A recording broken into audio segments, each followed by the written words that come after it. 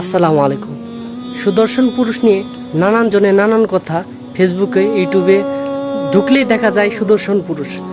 তা নিয়ে আমি ঝটপট করে 5 মিনিটের ভিতরে একটা কবিতা লিখে ফেললাম। সবাই কমেন্টে জানাবেন এই কবিতাটা কেমন হলো।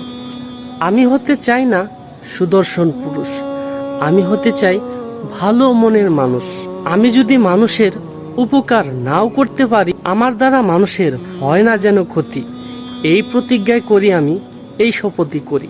আমি চাই না কোনো নোবেল সোবেল, চাই না কোনো অ্যাওয়ার্ড। আমার লক্ষ্য চাওয়া একটাই মাত্র, যদি পাই জান্নাত।